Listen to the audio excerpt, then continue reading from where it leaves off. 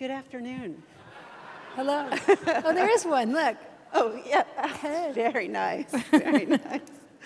Well, listen, I'm a woman, and I actually built my career in technology, so I thought, Megan, between you and I, we could have a chat, just casual, about how things are going with women in technology. I started in the fab wearing a bunny suit and making chips, and I moved on to selling products into the industry, and now I'm leading a transformation of the operational infrastructure at Intel so that we can be a more agile participant in the digital economy that we're all facing. And you're chartered to advance the future of the nation through technology and policy. I know you've just come in from Baltimore, so what can you tell us about the advancements you've made today? Yeah, so we'll get into a bunch of things, but part of today actually is about inclusion. So the president launched this thing called Tech Hire, which is really an ecosystem. So we have 5.5 million jobs open in the United States right now, and 500,000 of them are in tech. And they're all over the country. And really, the employers are starving for more talent. It's not all sort of PhD and grad level talent. It's people who could come out of a code boot camp can qualify for these jobs. So how do we support our employers to be able to make an alternative hiring decision? So in addition to as many four-year degrees as they can scoop up, as many two-year degrees and our graduate students, but also have this alternative path and help the employers get to the point where they're looking at skills-based and portfolio and other ways of evaluating. On the other side, we have a great emergence of these code boot camps, and they're showing up in all kinds of cities. Some of it is online apprenticeship, physical. Some are, an intensive week. Some are extended across the semester, but really months instead of years. And a real opportunity to come in that way, especially for our youth. And so we could see this ecosystem emerging between sort of St. Louis and Delaware had some, Louisville and others. The workforce development folks in Louisville were matchmaking. And so the president had us put together, and we started to workshop these people, and we were able to launch 21 cities, recently added another 14. And so today, we were up in Baltimore because they joined us, which is fabulous. And really, how do we get, there's 20,000 jobs open right now in Baltimore that the tech folks could be having, could pull people in. These jobs pay 50% more than the average American salary. And so how that relates to women in tech is that this is a great path for all kinds of Americans to come into these jobs.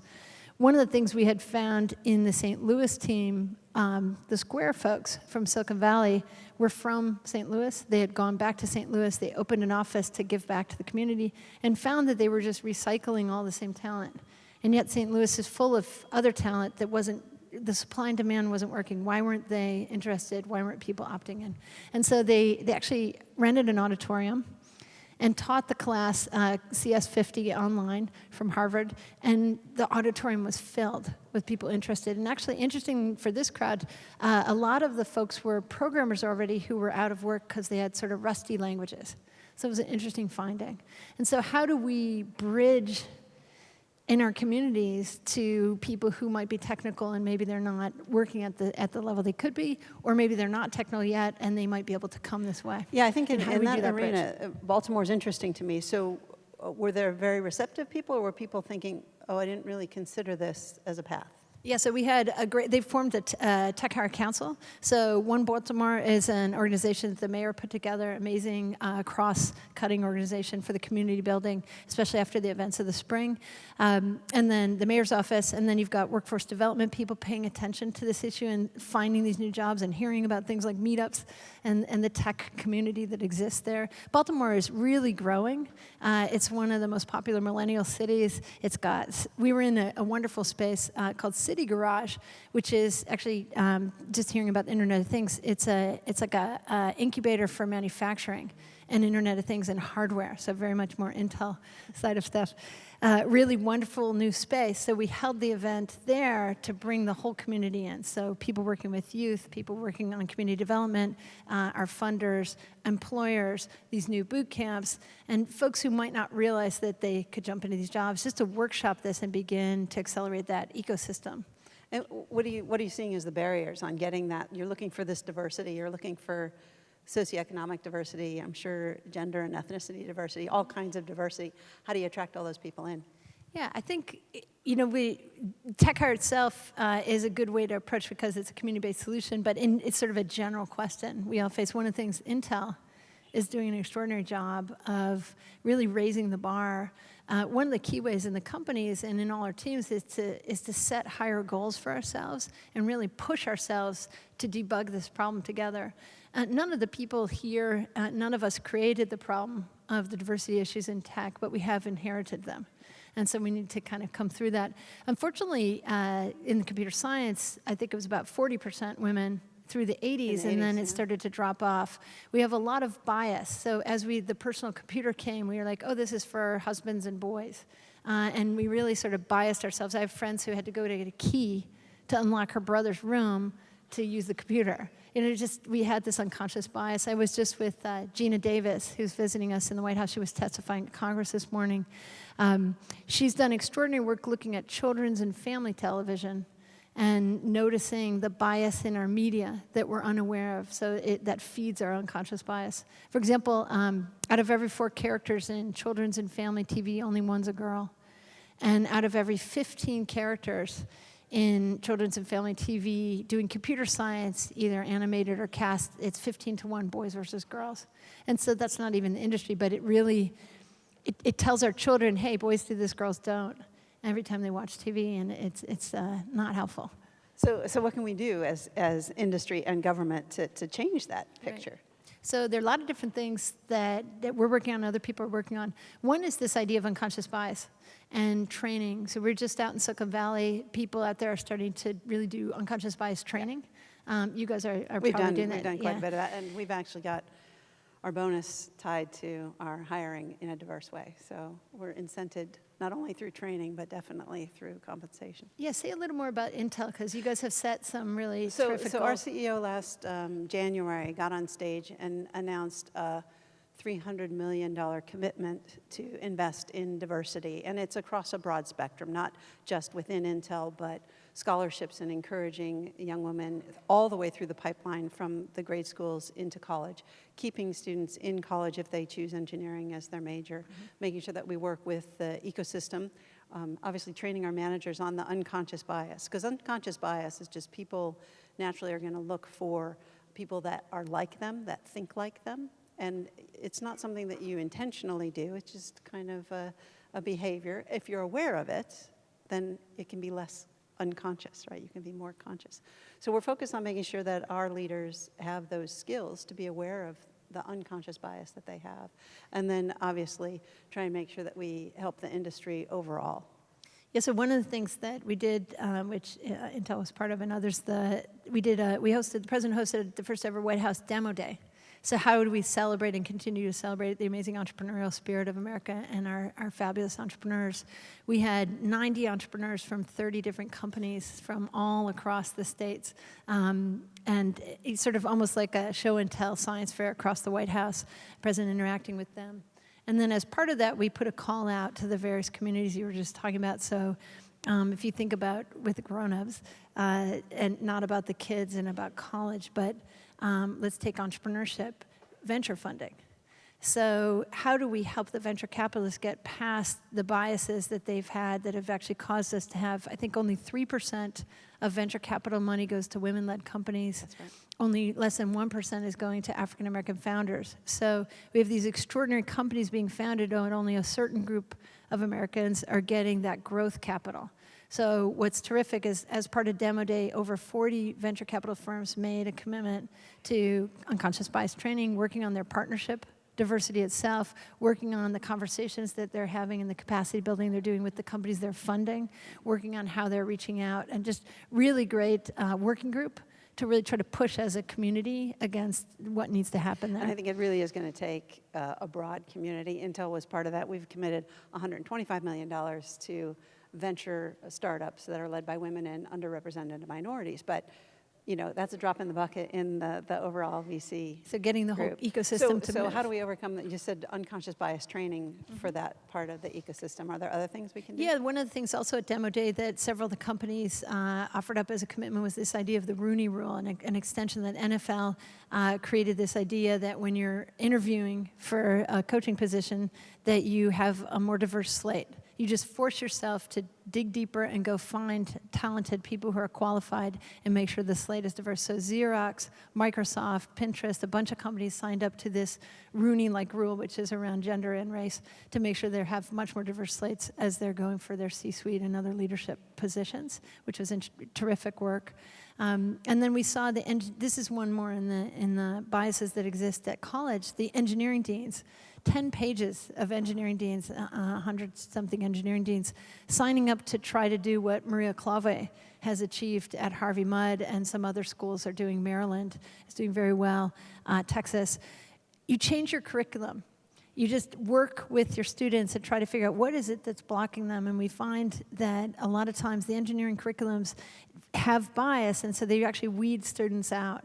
It might be in the problems that we're choosing to solve that aren't landing with particular communities. So just adapting the classroom itself and the curriculum itself to make it more welcoming to everybody, because we really, in this country, need everybody in on STEM. We have a lot of important problems to solve, and it's the most important sector of nearly lifting the economy. So we want to welcome all Americans and not just field part of the team. So that's been really successful, and we see great results. Mentioning Maria Clave, they're pretty gender balanced in their computer science department at Harvey Mudd now, which is exciting. That's a great progress. Right. So let's take girls a little bit younger than that. Yep. You did the demo days.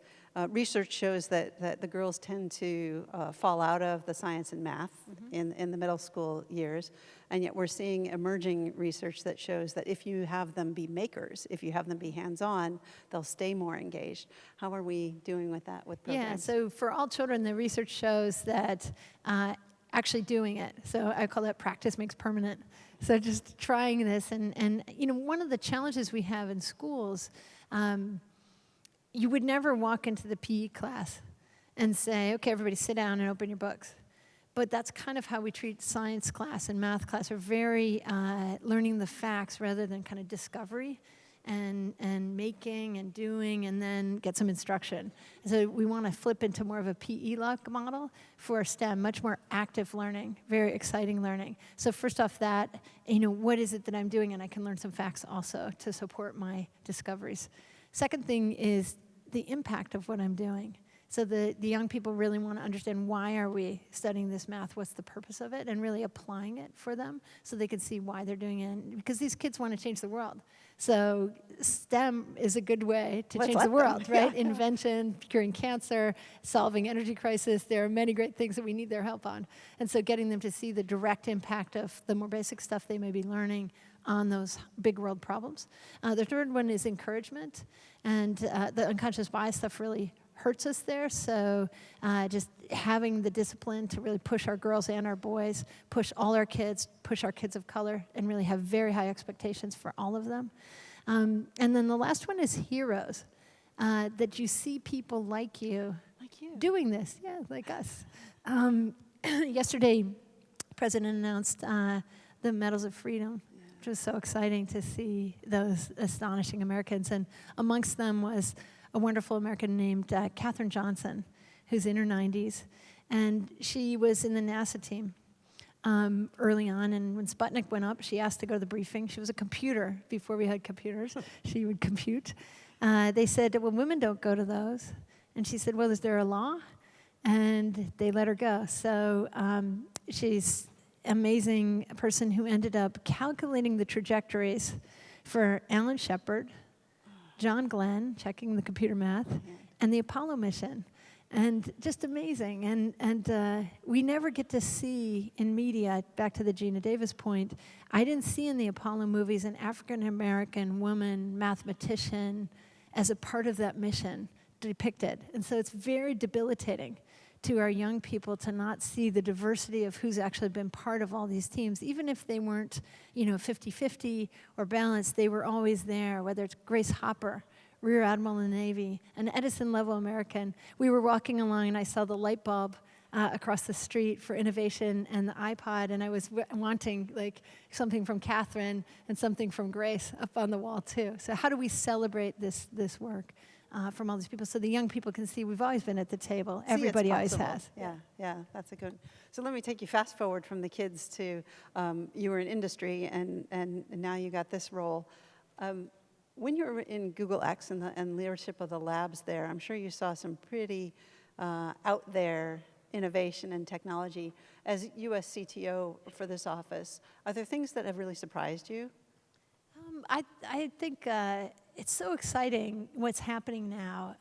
If you think about sort of how, like in the area of software, the open source and the ability to collaborate and share. And so, for example, in our community, in the federal government, as we move into these open source areas and the sharing economy that many of the federal contractors and companies are already doing, but get even stronger at that, how much more quality can we deliver? You know, so just, even though it's not the edge of innovation, it's really the edge of customer service. And, you know, doing what we're seeing, say, for example, from Amazon or Facebook or Twitter, you know, from the federal government, and having that level of quality of service. That's very exciting to me, to have that happen, and that's happening through a combination of extraordinary people who are already here in government and additional people the president is asking us to have tours of duty. Do you think about in the federal world, of course, the lawyers come in and out. You know, and often if you look at a resume of a lawyer, you'd see some clerking or some other federal work. The economists come in and out of the government, the scientists, the AAAS fellows, CDC leaders, and our Surgeon General, just amazing talent in and out of government. But on the tech side, we're not seeing as much of that flow between industries. We see some of it, but a lot of people are in particular silos. How do we sort of mix that up a little bit more and get this talent flowing across and in and out, and have this idea of tour of duty, just like the military, and have our various tech folks flow in and out of the government? And really, it's our country, so we should all be part of the government. Well, I think if we're going to create these amazing customer experiences through any government agency that has to serve the public, we need people of every gender and color and background in there, because otherwise we're not going to come up with the things that people are really looking for. Right, and we've been doing a lot of recruiting all over the country. So not just from Silicon Valley or from Boston or others, so finding Americans who are in many different places, so geodiversity, point of view diversity, gender, race, also looking at as sort of different experiences. People have worked in all different kinds of industries. If we can flow that, just the creativity of mixing those teams up is amazing. This is the most diverse team I've ever worked on. I was going to say, I've been looking through your team and the staff bios. It's an incredibly diverse crowd. So what's your secret sauce? I mean, do you have advice for the folks here on how do you create such a diverse team and get that inclusive behavior? I actually think if we look in the federal government, it's one of the more diverse teams amongst tech, and so I think people are doing a great job. I think we need to do much more. And so whether it's unconscious bias training, whether it's harder work when you're doing hiring, so just taking that time, like the Rooney Rule, to go find those people. The country is racially divided. It's divided into pockets. How do we break through these networks, these talent networks, and find each other? And really go recruit the top people from wherever they are and pull them into these teams. It's an honor to serve your country and use the skills and the passions that you love, that the techies love. And so go and get them and bring them into these teams.